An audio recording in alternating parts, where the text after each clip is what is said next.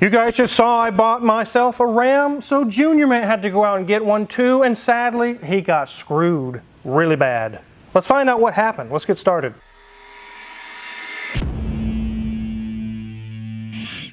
This is a 2002 Dodge Ram. I think it's the first year for this body style. No, it doesn't have the Hemi. I don't even know if they had that in 02 yet. This one has the 4.7, and with that being said, you guys already know this engine has trouble. They are not good engines. They're not. We're going to take a look around it, get on the lift, and see if he made it a good buy or not. He actually did a trade, not so much a buy. You guys remember not too long ago, we had two customers abandon their vehicles and said, here's the title, I'm done. You guys can click a link in the description to go watch that if you want to. But I gave one of those cars to Junior Mint. He fixed it up and did a trade up. At least he was hoping it was, because he needed a truck. And it ended up kind of backfiring on him. He had to do so much work to this thing. Let's take a look around it. I remember when this body style first came out, it was really amazing. I like the way the headlights have the little squiggly line underneath. Really cool styling. Rams have had cool styling for a long time. This one's in not so great of shape. It's seen better days. The paint is faded pretty bad. The clear coat is gone on the hood and on the roof. And there's a nice Ram symbol there that's been glued on. Maybe Junior Mint put that on, I'm not sure. But the paint, as you can see, is not that great. Has some older Firestone destinations on it. So go down this side. The clear coat's still intact, although it's pretty hazy. Doesn't have any serious rust or dents that I can see on this side. Now that I'm looking at this, it very likely had one of those toppers that lift up. It would have had hinges right here.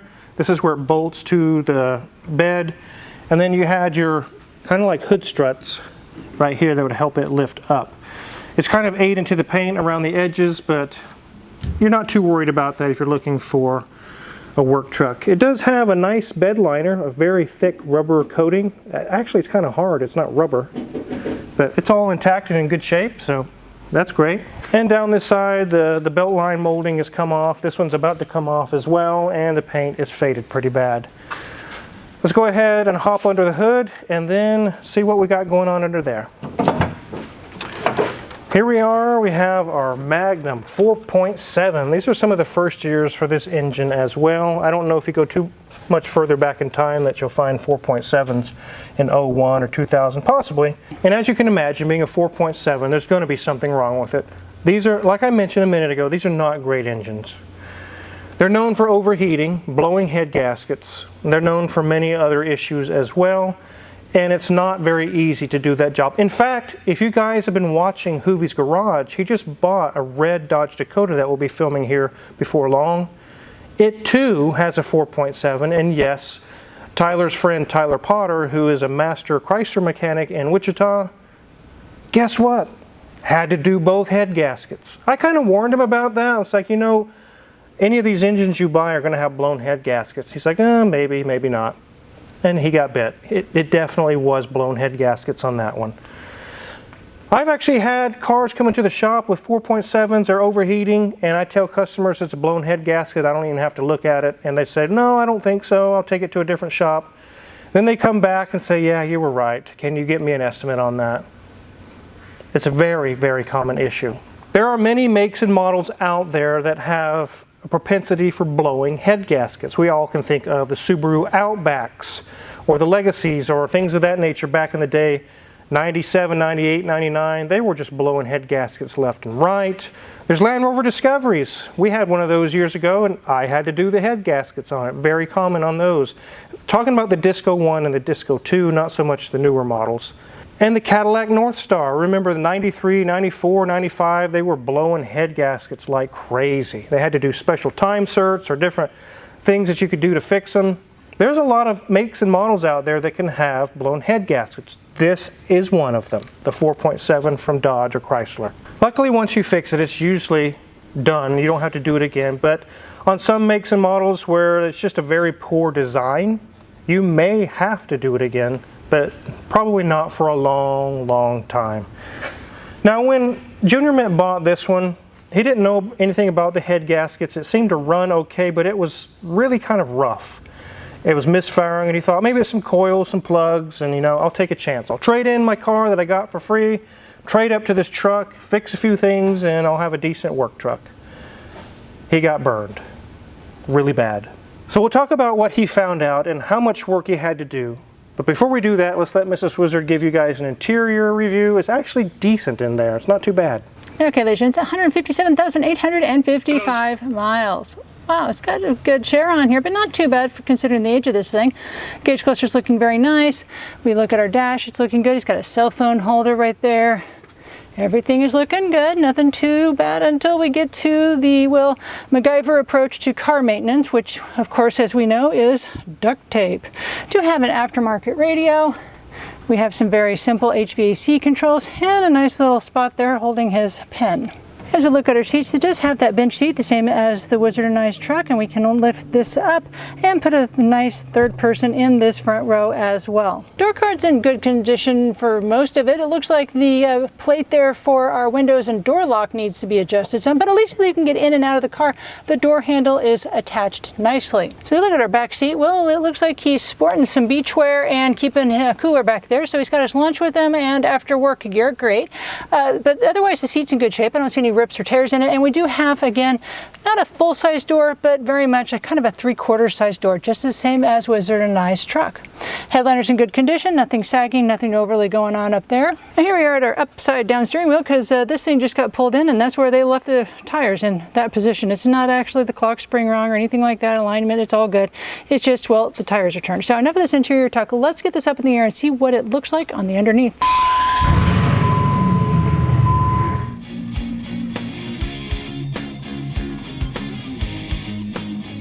So here we are underneath this 2002 Dodge Ram, and I really like this era of Dodge Rams because they're so easy to work on. Even the one that I have is easy to work on. Take a look under here. Here's our radiator. Over there is our condenser, which is really cool in these models. They separate the two. They're not one in front of the other. But you can get to everything. You can get to the thermostat. You can get to the main harmonic balancer, the main pulley. Everything's really easy to get to. So we know in the Mercedes Metris video we just showed you how the oil filter was underneath the air filter. It was quite a pain to get to. Not only is it easy to get to on this Dodge, they also put a drip tray for you so you don't spill it all over your steering rack. Take a look. Nice little drip tray.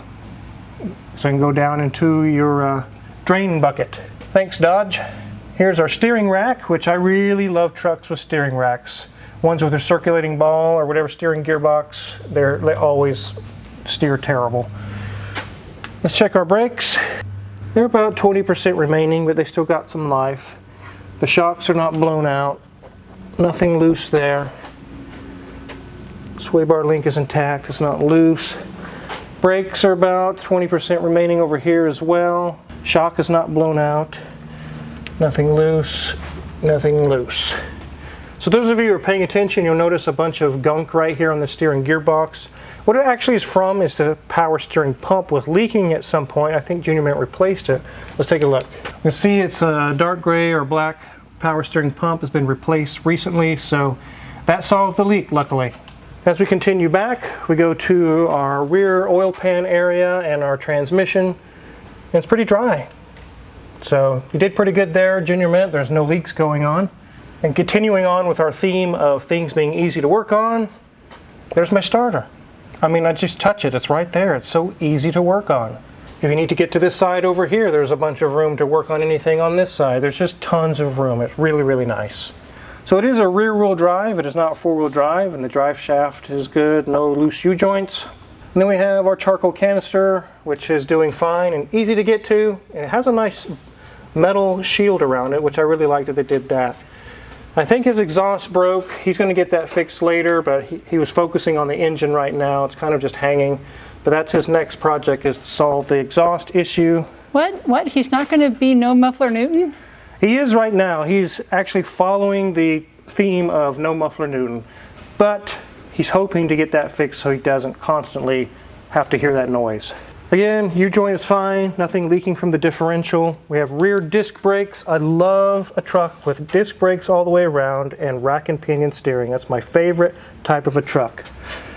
Everything looks good, about 20% on those pads, 20% on those pads, and neither of his shocks are blown out. It does look like something got hot and melted this little boot. Maybe the exhaust, something's wrong with the exhaust and it did that. I'm not sure what happened there. So he did service the rear differential. You can see he spilled a little bit when he filled it back up, but at least it's been serviced. I didn't see any serious rust issues on the frame or the bottom of the cab or anything. It does have surface rust, but nothing serious. So that's really a huge plus on an older truck. We do have a multi-use tool here. You can hook up different size trailers. Like I said, the tires are old, but they still have some tread on them. That's his decision what he wants to do with that. Let's get this thing on the ground and talk about what went wrong with the engine. So when you did the trade and traded up to this truck, it had some rough running and maybe a little bit of a tick going on. As he got it in, actually on 4th of July weekend, he brought it into the shop thinking he'd do some coils and plugs, maybe an exhaust leak was the ticking noise, and only to find out he had to spend his entire 4th of July weekend in here, like 3 solid days of work. I'm going to pull this table over and show you what went wrong and one of the common things that can fail on these engines and cause even more damage. Here we have the passenger side cylinder head. He had to replace the whole head, all of it. He went ahead and did the head gasket job to solve it. But take a look at this intake valve, guys. The whole seat came out. No wonder it was running terrible. All the others they look okay, but luckily that was the only one that did it. So this rocker arm completely came off of its lifter. It's just laying there just like that. I guess that was giving it a tick, not a hint. Yeah, it could have been ticking that around or something. Yeah. But that's definitely bad. So what would cause the whole valve seat to just come out? Well, we know they have issues with overheating from blown head gaskets. And I talked with Junior Mint about this after he fixed it, and I said, Junior Mint, I can tell you what happened here. Somebody overheated the living hell out of this engine. So much so that the aluminum material of the head expanded enough for the valve seat to just fall out. So he had to fix the head gaskets. Then he had to get a new cylinder head, and he got coils and plugs and all that stuff done, and a power steering pump. The whole weekend was used up. It currently runs perfectly fine. It runs like a top now. But that was a lot of work that he didn't plan on doing. He was not happy about that, as you can imagine. I was out of town for the 4th of July, I wasn't here, but Junior Mint tells me that one thing he noticed with the head gasket issue is he was tearing this down. He saw a lot of copper-colored sludge in the coolant passages, just like this. You can see it looks like someone melted a copper-colored crayon in there. There's tons and tons of this stuff in there. And we can see that the combustion chamber portion of our cylinder heads look like they've been steam cleaned. They should have a dark carbon buildup, a little bit at least. All of a sudden they're just bright white aluminum, like it's bright washed. That's steam cleaning from a blown head gasket. So on a 150,000 mile engine and you have the combustion chambers so clean you can eat off them, that's not a good thing. That's a bad thing. That means it was being steam cleaned literally inside of there. So I feel sorry for him that this happened, but luckily he is his own technician. He can get himself out of a bind like this, and he did it flawlessly. He did a great job. So it seems like that the person who did this trade to Junior Mint, they got the last laugh. They dumped this in his lap and said, "Good luck, buddy." But when you're an accomplished mechanic like Danielson or Junior Mint or the Car Wizard, sometimes we get the last laugh. Because he took a car that was maybe worth $2,500 tops after he fixed all the problems with it. He traded it for a truck after fixing it is now worth, and we know trucks are expensive, even in its current shape is still worth probably $5,000 easily. He doubled up. Now he did spend some money on parts, but he still came out ahead. If you had to pay a shop to do all the work that Junior Mint did, it would easily be $4,000. That's what Tyler Potter said in the video when he fixed Hoovie's Dakota. Easily $4,000 all day long doing those head gaskets. Because you got to do the timing chains and guides and all that stuff as well. He did it himself just for the cost of parts. And though it sounds like he got screwed, he didn't. He still came out ahead. So really happy for him for that. It drives fine. It does everything fine. Cold AC. And now the engine is fixed. So actually not a bad deal at all. He also has a Honda Element. He drives around. It's this fun little car that he gets good gas mileage. It's in great shape. But he's like, I need a truck. I really am not interested in the price of trucks today. 50 grand for a decent truck. He's like, no, I'm going to get a beater and fix it up, and then I have a truck, and I didn't have to go in debt to the bank with tons of money. And he accomplished that. So again, kudos to Junior Mint. A lot of times in videos in the past, I've purchased cars that I would have told you guys to never buy.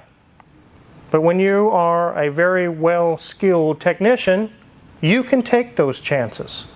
You can too if you want to take the time to learn the ropes and become a really good mechanic and fix your own stuff. I've done trades before where I can look in their eye and tell they're thinking, I'm really getting over on this dude. I can't believe he's doing this trade deal. But I know in the back of my mind, I'm going to come out ahead. They just don't know that yet. There are deals out there, Jaguars, Land Rovers, all these cars that people say, oh hell, don't buy one of those. But as a mechanic, we can take that risk, only pay for the parts prices, and fix it ourselves, no labor. It's just kind of one of the perks of being able to fix cars, I guess.